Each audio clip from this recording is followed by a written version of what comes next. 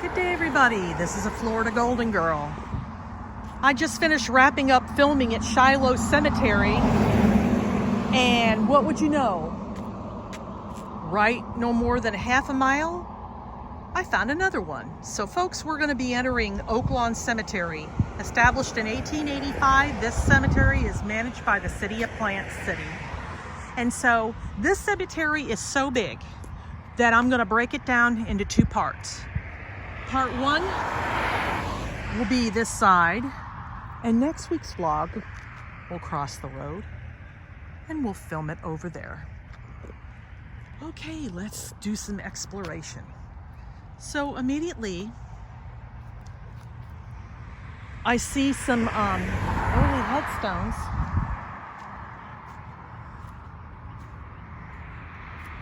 And you have Eliza Platt, who died in 1919.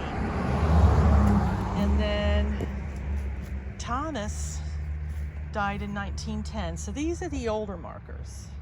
And if you notice, let me pan. So if I go straight ahead, you see that underpass? That's I-4. So we're right close to the interstate. So this is Julius Taylor, and that was the infant, and he wasn't even a year old when he passed. And then she died in 1907. She was the wife of the Taylor. And then you have some graves here. Carl Mallory, 1875 to 1905. And then Pauline, she died in 1929. And then Bradford, he died in 1942. And then we have our first veteran here. And he was an E4, and he was with the 3rd Army Band. And so he's a descendant of another Bradford that died in 1956, and then you have, she lived a long life. She was born in 1912 and died in 2003. And then you have another Bradford, Linda Kay, who died in 1996. So she was a veteran. And then you have another veteran here. He was World War II.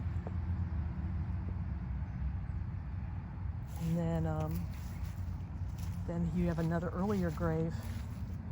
And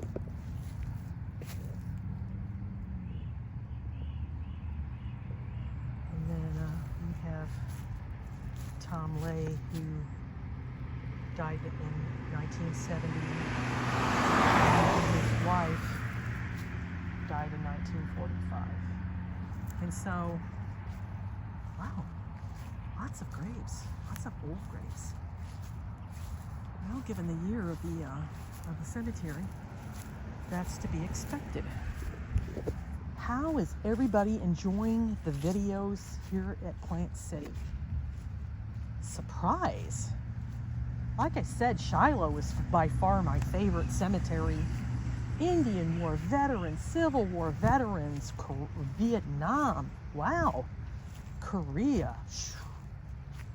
They just about hit every major conflict. There probably was a World War I veteran, but I hit pretty much every one. So you have William Birney, who died in 1941, and then here's another infant, and they died in 1943, but it doesn't say beginning or an end. Here's another Vietnam veteran here, James Horn. And then there's that specialist grade I was telling you about.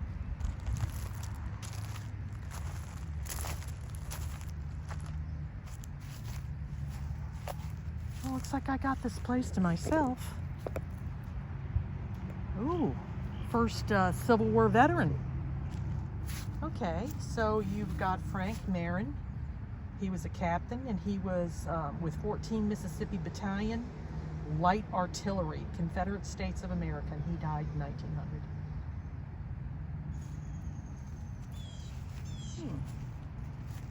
There must have been a lot of them around here. And then you have William Hart Young, died in 1899. And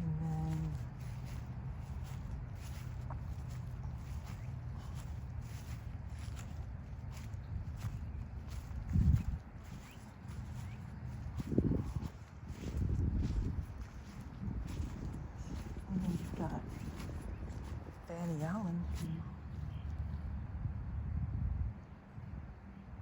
Oh, just a little baby. June, July, August, September, 3 months old. And then another infant. They were not even a year old. Lots of infant deaths back then, but then you got to look at, you know, the conditions that they lived in. Any infant that dies, that's a sad thing, because they get no chance at life. They get no chance at life.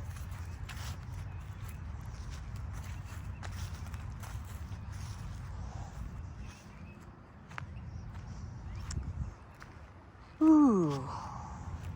Okay, so if I go in the distance, let me see if I can get to them.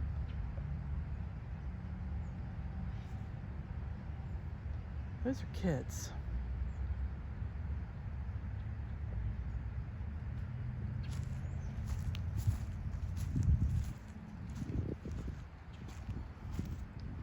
So you have J. Lee Strickland, and he died in 1897.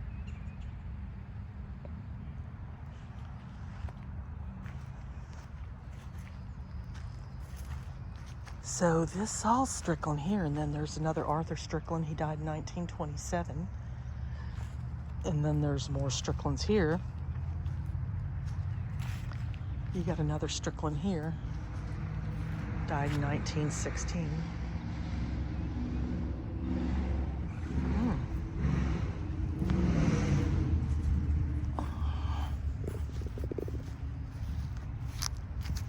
And then you have another Strickland. They died in 1896.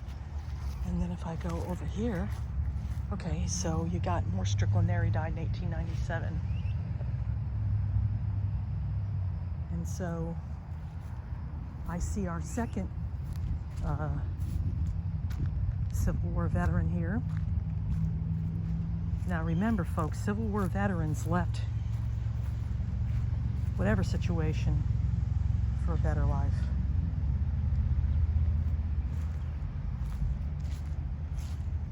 Dr. Hitchcock, 1929. So here's an infant, died at birth. And then it was the infant daughter of he was a reverend. He died in 1963.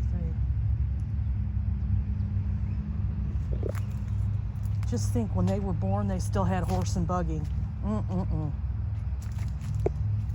then you got Ida Mae Carr.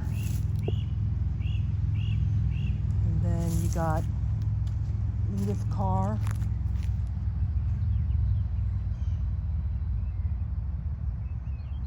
And then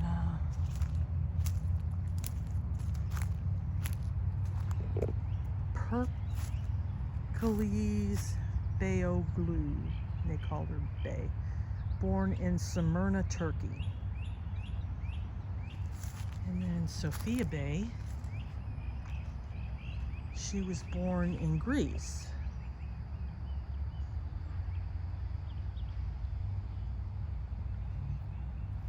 And then you have Evelyn Crowder, who died in 1916, and then you've got J.G. Tever, died in 1918, so he may have been a pandemic death. And then you have Margaret Louise Hughes.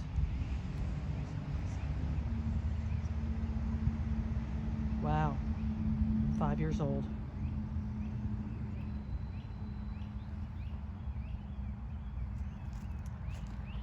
I'm sure any infant death is going to devastate,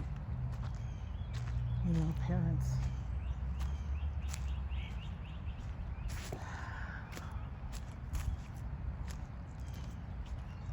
Wow, folks, this place is freaking huge.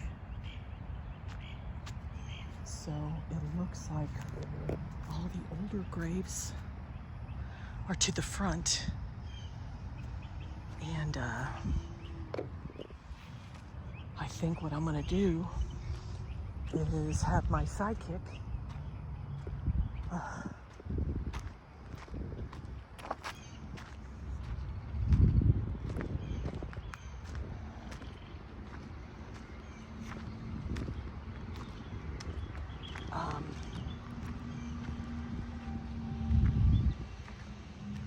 take me around so we can so you could see how that was like, all family. So we're gonna do a little bit of a drive.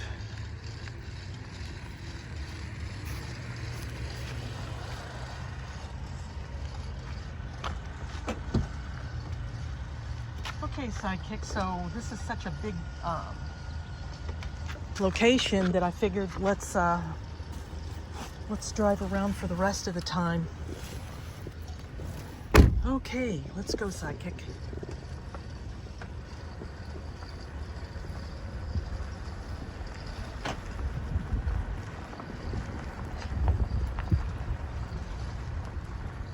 We've got several above-ground graves to the right.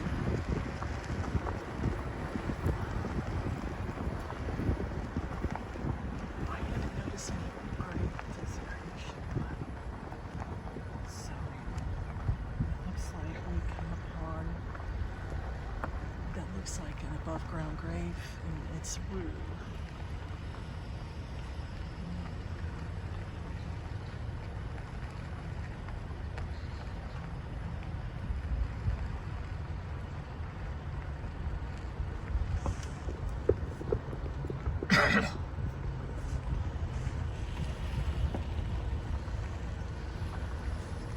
You got Heinz Ladig Marin.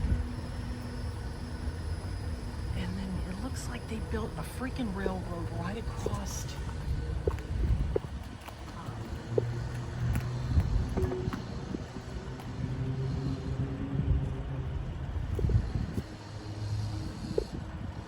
You see that railroad? Who does that?